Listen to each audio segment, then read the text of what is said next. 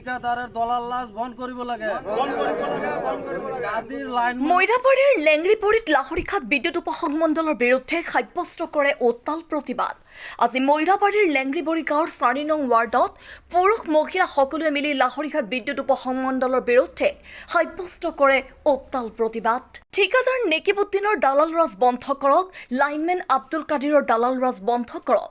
লাহৰীঘাট বিদ্যুৎ উপসংমণ্ডল খাই আৰু ঠিকাদাৰ নেকিবুদ্দিন মুৰ্দাবাদ আদি ধ্বনিৰে কঁপাই তোলে লেংৰিবৰীৰ আকাশ বতাহ।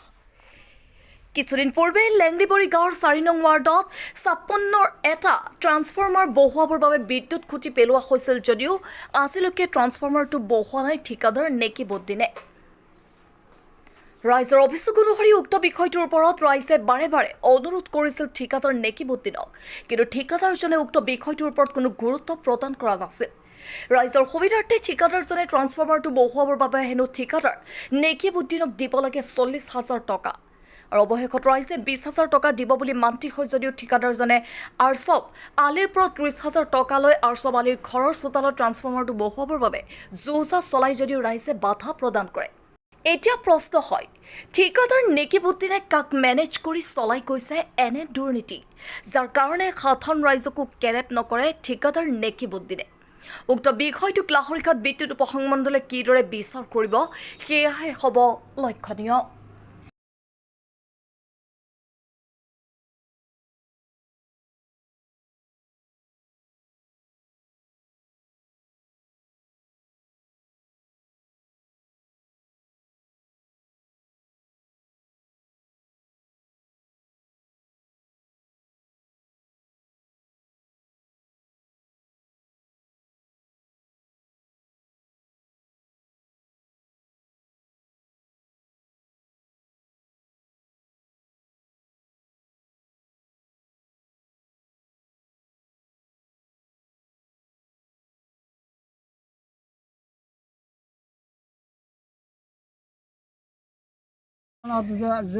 ইয়াত কিজানি 50টা ঘৰ আছে, 50টা ঘৰত মিডিয়ামত যেতিয়া মিডিয়ামৰ পৰা তাত লাগে ট্ৰেন্সমিটাৰ।